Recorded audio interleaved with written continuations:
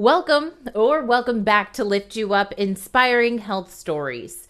I'm your host, Tamika Bickham. I'm the founder and chief storyteller of TB Media Group, but for the purpose of this podcast, I am your health and happiness matchmaker. Now, before I introduce you to today's guests, you know what I'm going to ask you to do. Hit subscribe on YouTube, turn on those notifications, and connect with me on LinkedIn, because I'd love to stay connected with you. Well, today is Love Day. Happy Valentine's Day, everybody.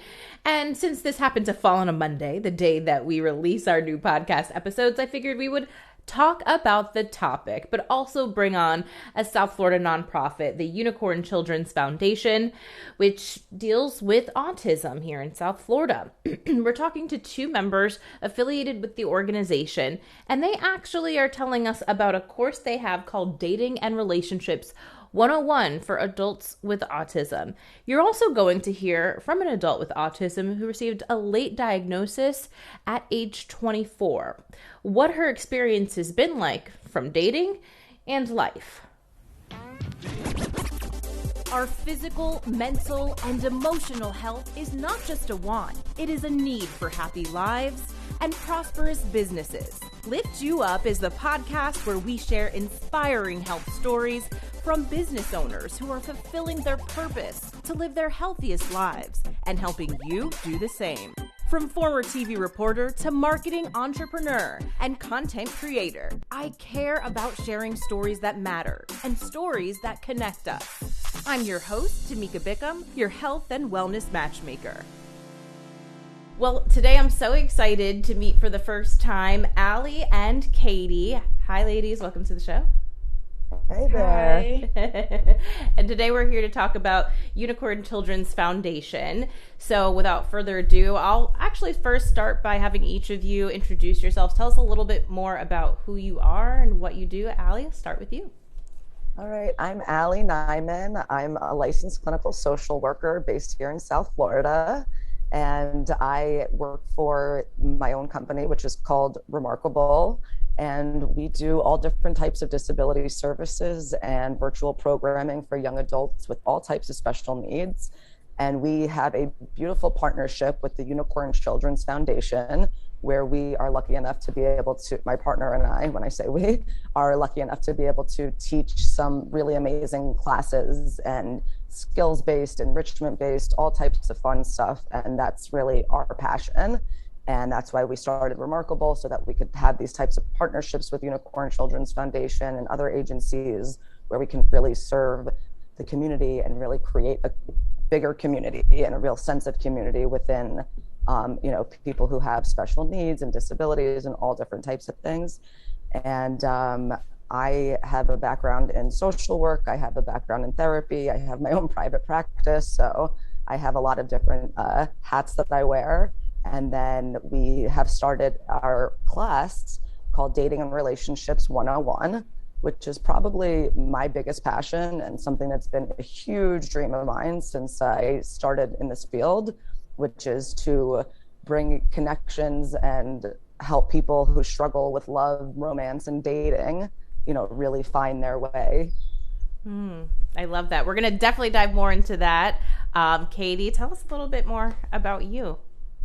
Hi, my name is Katie Santoro. I'm 26 years old, and I currently work at Cardinal Health, and I'm an autism advocate, and I'm very happy to finally have found employment because often adults with autism struggle to find employment, and they struggle with, like our topic today, dating and relationships. And I'm also serving as the junior board president at the Unicorn Children's Foundation. Wonderful. Yeah, and I'm glad you bring up that point about employment because through my experience working in the autism space, I think, and update me if this statistic is wrong, but 80 to 90% of adults with autism are either unemployed or underemployed. Which, through some other programs that I've seen in South Florida, are certainly trying to help improve that situation. So super glad to have both of you here because, I feel like over the last, maybe 10, 15 years, so much more research and information has come out about autism, whereas, I've spoken to parents who 20 years ago just didn't have the information and resources, and feeling lost. And now it's like we can just have so much more open conversations around autism, that's just beneficial for everyone. So Ali, I want to go back to a point or ask you a little bit more about you, because you mentioned your background in social work therapy. Why did you, or how did you end up specifically choosing this path with working with those with autism?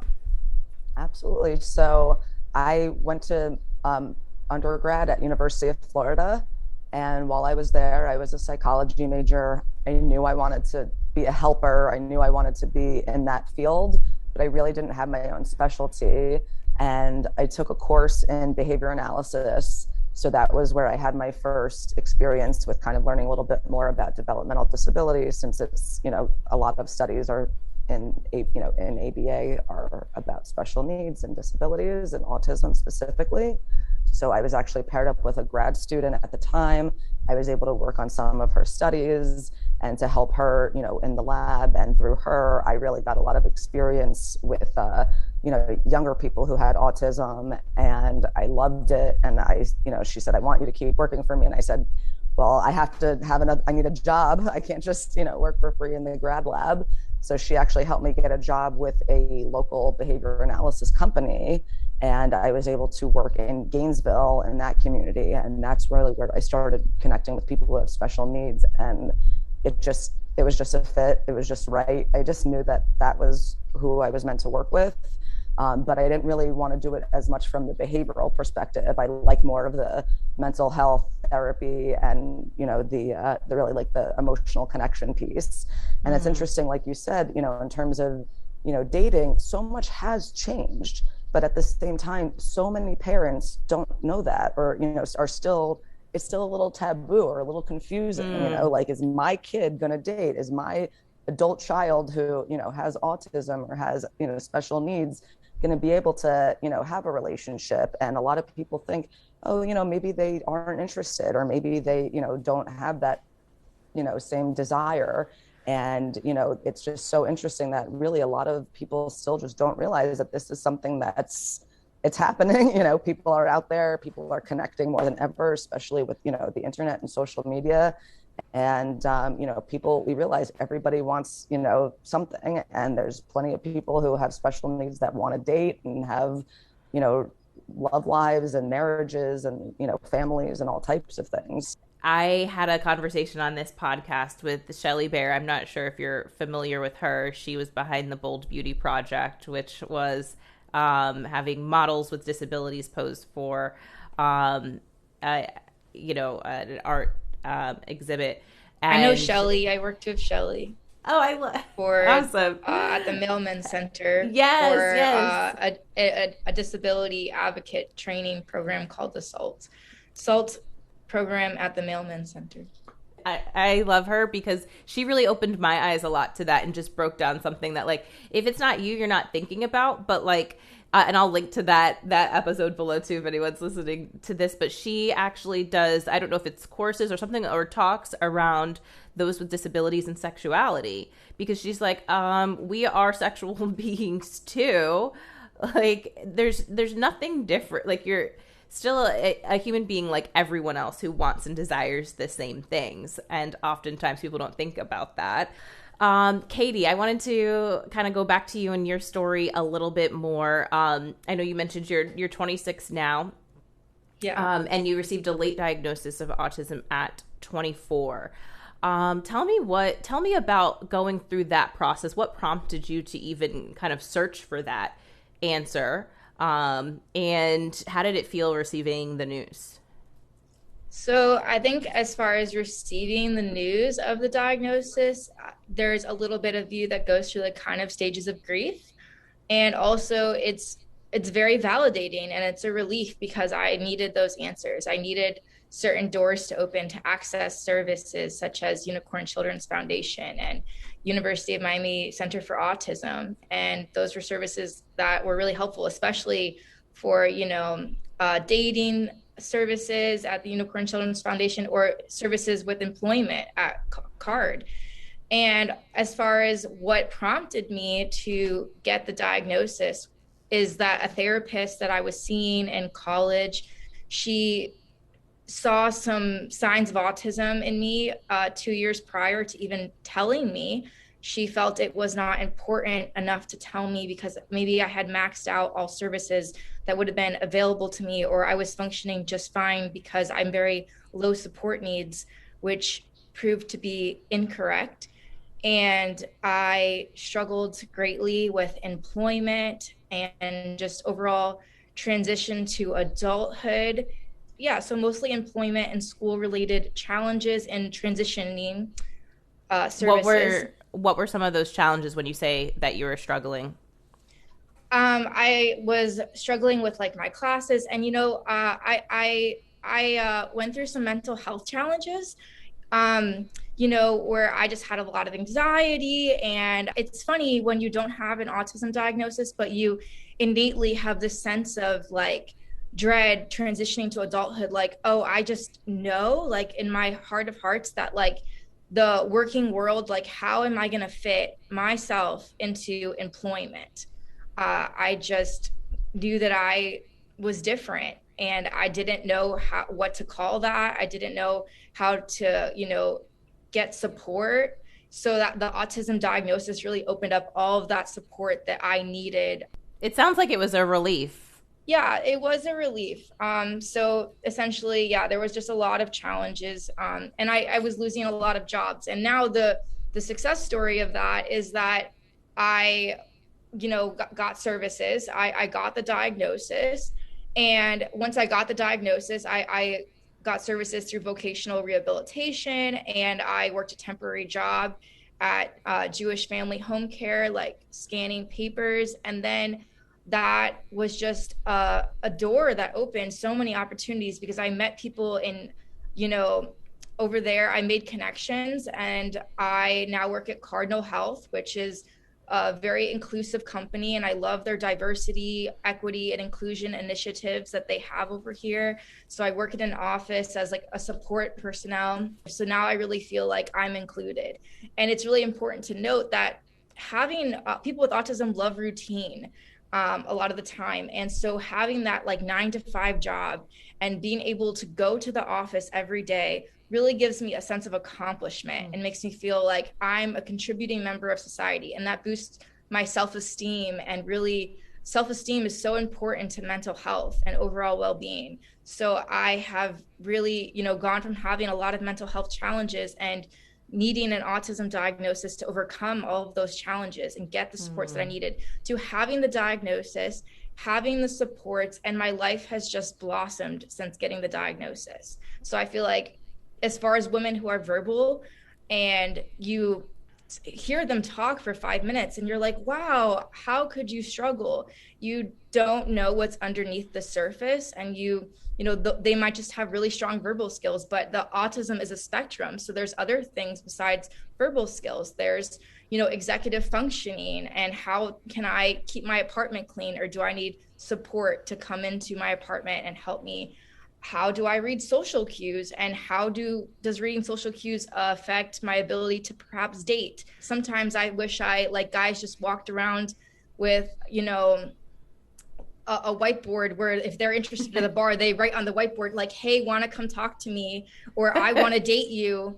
And they can hold that up. They did that. And it's a big sign, and it's like, I'm interested in you, because that would make it so much easier if it was written down and I could see it, and I don't have to read a social cue like you're nudging your shoulder my way, or whatever the hidden social cues are. I don't know. That's why it took me so long to start dating. All my peers started dating in middle and high school, and well, I didn't have my first boyfriend until I was 25. And in fact, he was on the autism spectrum, and I never would have met him had I not gotten my autism diagnosis and started receiving the support services like the classes at Unicorn Children's Foundation. They offer dating classes.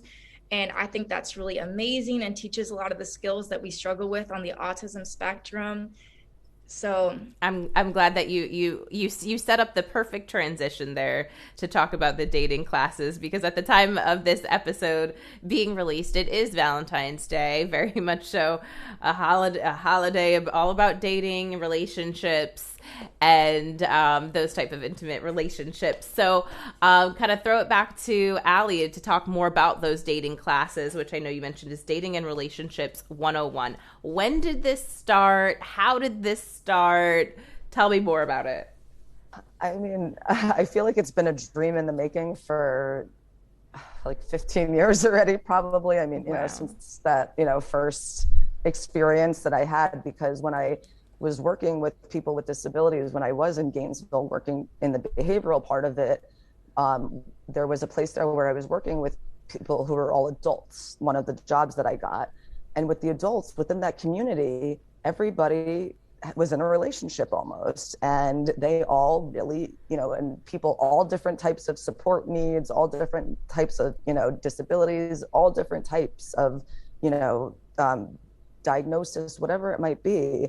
Almost every person or, people wanted some sort of a connection, and this one's my boyfriend and this one's my girlfriend. And it seems, so unique to, autism that, I can't read social cues, or I don't understand these things. But I have always struggled with those things, just in general. And I find that the majority of people do.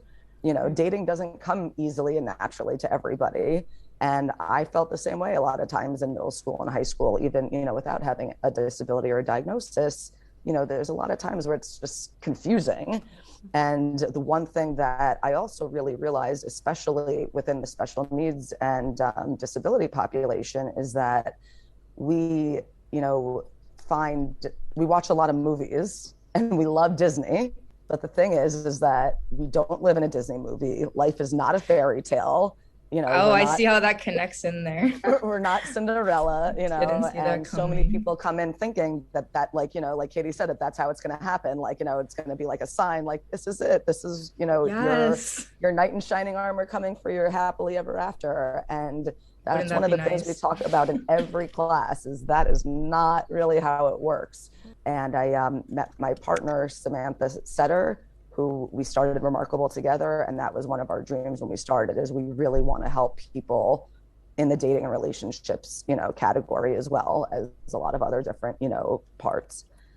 So, we decided we want to start this class. We spoke to, Kerry at the Unicorn Children's Foundation. She was so supportive of the idea. They let us, really start it there. And we have done about 5 sessions now. They're 6-week sessions, and we go through everything from, just this, the basic steps of, how do I know if someone's interested, the social cues, the different levels of dating, kind of just what's the difference between, I have a crush versus I want to go on a date with this person, and this is a relationship. So kind of differentiating between casual dating, people want to talk about, what about my disability? Do I disclose if I have a disability if I'm, dating? Everyone does experience, or I'd say almost everyone probably does experience some degree of challenges in their dating life. But, and either one of you, can you explain maybe some of the additional challenges that come when dating with autism? I know that Ali was talking about, questions in the class that they deal with. Do I date other people with disabilities? Like, if I have autism, should I only date within the autism community, or should I broaden my horizons and be open to, dating people with autism and dating people who are neurotypical? In my case, I first thought that since my first boyfriend had autism, that maybe that was my only option. Like, I should only date other people with autism. So I've also went through that. And then when that didn't work out, that was like a year-long relationship, my first one.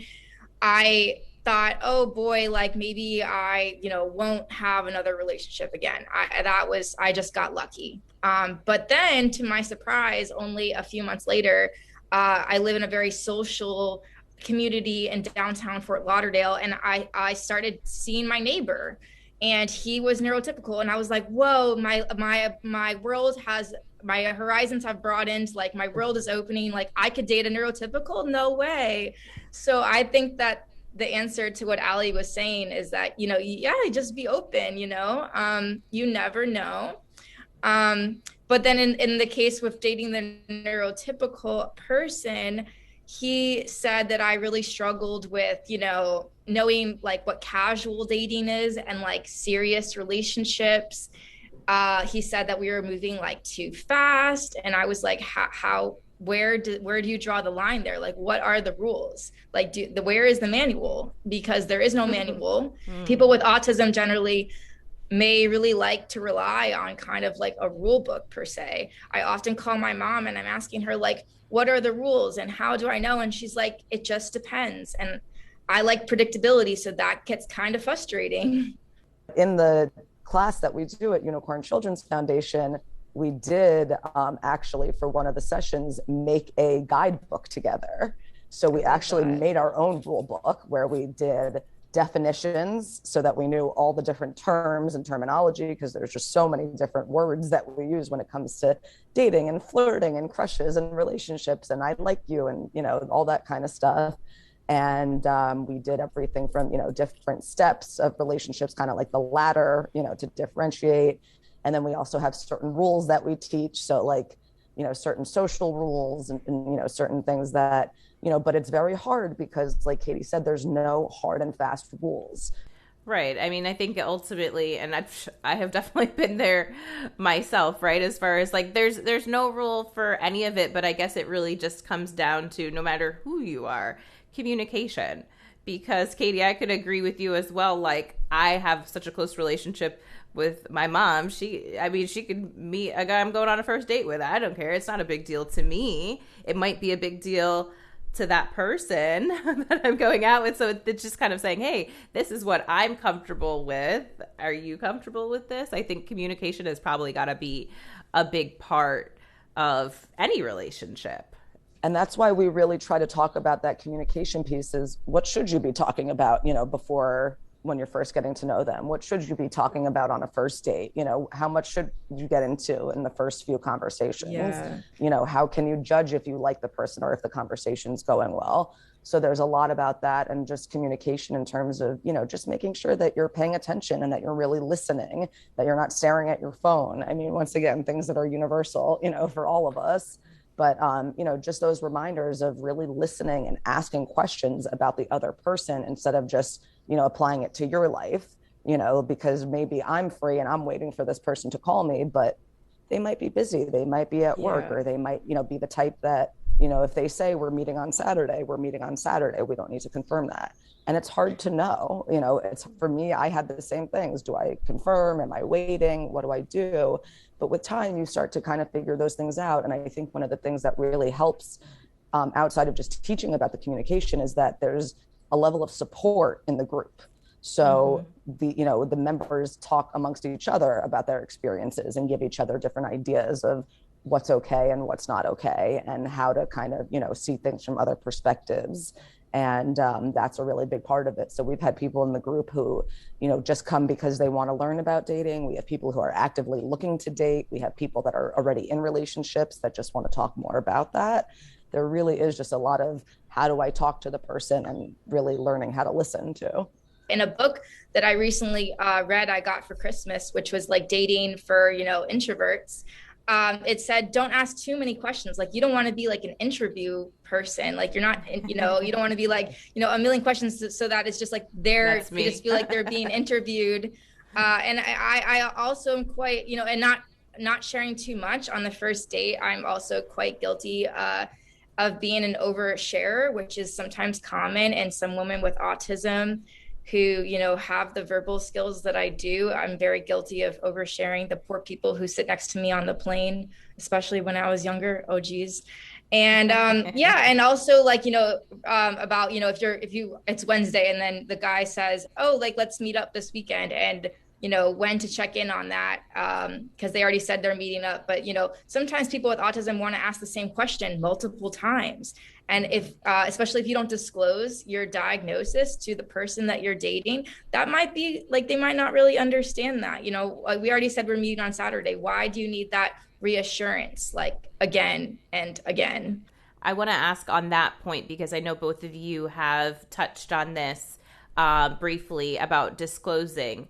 And how soon do you do that in the dating process? Katie, since you just mentioned that, like, what's your level of comfort? And then Alia, I'll ask you about that. As far as my first boyfriend, we knew at the time of our first date that, that he had autism and I had autism, because we had met through, the Unicorn Children's Foundation. And then as far as the second guy that I dated, who was neurotypical, he was my neighbor. So there was no upfront, like, hey, I have autism. He didn't know. So I kind of waited a few weeks, and then I took him to a local group beach volleyball date. So we played some beach volleyball, and then, I brought, a bottle of wine in a little picnic basket and a little blanket. And I put the blanket out, like, on the ocean. And like, I sat there with him, and then it was, made it like really romantic.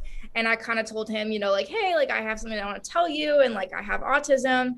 And he didn't really know much about autism. I said, does that change anything? And he said, oh, like, not really. I mean, it changes some things, but not really. And I don't really think that he understood. I often wonder if that relationship would have lasted longer had I maybe disclosed later or not disclosed at all. I don't think really not disclosing at all is truly an option, because if you're going to end up living with someone, trust me, they are going to find out that you have a disability. I know that, just through my experience in college and having roommates and being an undiagnosed autistic woman, that my roommates in my sorority house knew that there was something quirky about me. They actually said, like, do you have a disability? And I was like, I think I do, but I really don't know what it is.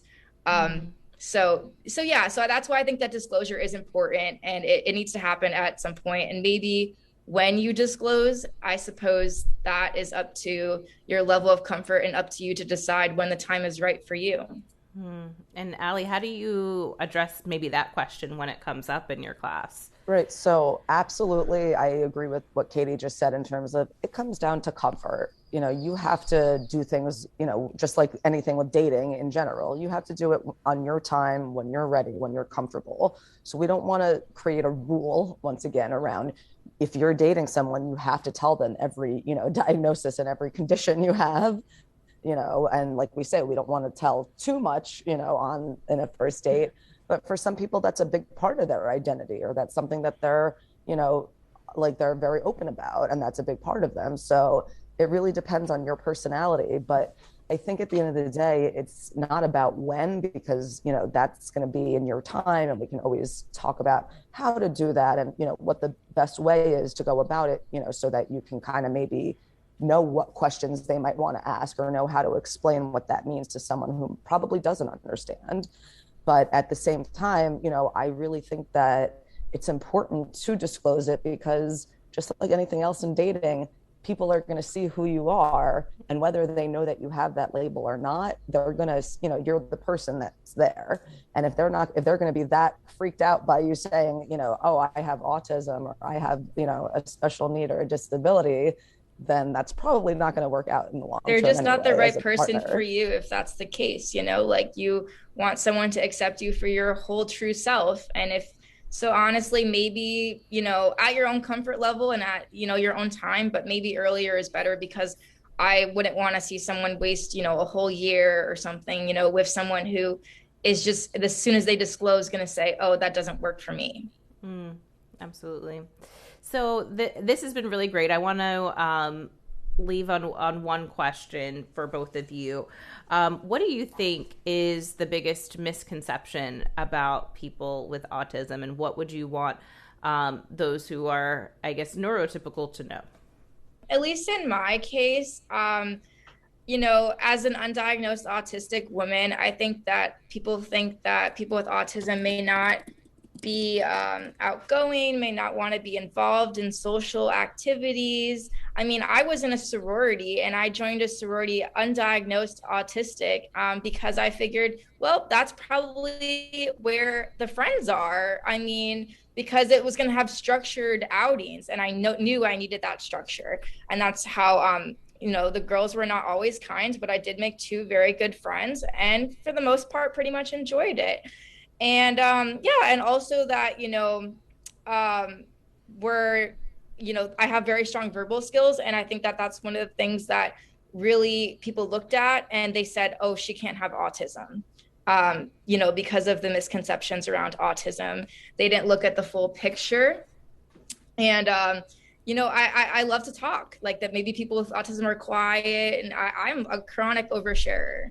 Like an open book, you can just ask me anything, I'll probably tell you. So, so yeah. Yeah. And I think Katie's the perfect example of, exactly that, and that's what I think the biggest misconception is. We don't know what autism looks like. It doesn't have there's no description of what you're going to find when you come across someone with autism. And now the spectrum has gotten so large that we don't know who's where. So really, just like Katie was saying, you could be talking to someone who might not even be diagnosed or might go their entire life without being diagnosed, even though maybe they did really, fit on the spectrum somewhere. And at the end of the day, we're all people. Everybody's got something that they're looking for or something that they want. And it's just about realizing that even people who have disabilities and autism are still people, still just like us, want to have relationships, want to form connections. I think there's a big misconception in the autism community that people maybe aren't interested in dating or interested in relationships or don't have empathy or don't know how to, engage in that. But that's not true. A lot of people really do want those same things and just don't know how to go about it. And a lot of people don't talk to them about it. So I think it's just realizing that just ask, everybody's different. So there's not just one thing that we're looking at when we see, oh, this person has autism. And in our class, we really have people that, might never go out on a date by themselves. They might never have, the opportunity to go to a social group like, Katie did and meet somebody. But then we also have people who do go out and do those things. So it's such a range, but everybody has whatever it is that they're looking for, just like people not on the spectrum, when it comes to dating and sexuality, like we see, that's a spectrum too. So it's just realizing, everybody's a unique human and, the diagnosis at the end of the day is a label to help understand certain things, but it doesn't mean that you can't date or that you don't want to. I like what you said about that, we don't know what autism looks like. I've gotten so many times that, oh, you're so beautiful and you were in a sorority and that's your beauty and those facts that's not what autism looks like. And just, your looks and, perceptions of beauty does not correlate with if you have autism or not. Those two things do not go together, but I find it fascinating how many times I've been told that. And I am very much interested in dating. I did start dating later, but like you said, people with autism, they do want to have those relationships. It's just that we might need a little bit more supports, like the classes that are available at Unicorn Children's Foundation. We just need more support and to take it at our own pace, because I think people with autism often compare to our neurotypical peers, especially in the age of social media. And we're like, oh, everyone in their 20s, I'm 26 and oh my God, it's babies and marriages on Facebook and Instagram. And when is that going to be for me? But hey, if it's in your 30s, 40s, 50s, who cares? Age doesn't have to be a defining factor on if or when you will find love. And I think that's the most important thing to remember, and don't compare yourself. Dropping so much knowledge. I love it. Thank you, Katie, and Ali as well. Lastly, Ali, I'll start with you. Would love to know how people could learn more about Unicorn Children's Foundation, also your dating and relationships 101, connect with you, social media, all the things. Yes, so Unicorn Children's Foundation is, of course, on Facebook. We have our website where you can go to see all the different classes that they have, specifically dating and relationships, as well as the 101. And now we have the second level. And if you want to get in touch with me specifically, I, am part of the Remarkable Club. That's my company that we do the class through. And we are available at hello@remarkableclub.com, or just remarkableclub.com is our website. And we would love for people to check us out or to reach out and to ask about joining the class or any of our other classes. And we do everything, from individualized one-on-one, to the groups and the classes. So please find us on Facebook and send us a message. We'd love to hear from you. Awesome. And Katie, is there a way people can get in touch with you? Yeah, so after my late diagnosis of autism, I really felt it was important to educate everyone about, what autism looks like and how it presents in women and girls. And so you can find me on Instagram at autistic.thegreeklife. So send me a message there or, follow. And I look forward to getting in touch with everyone.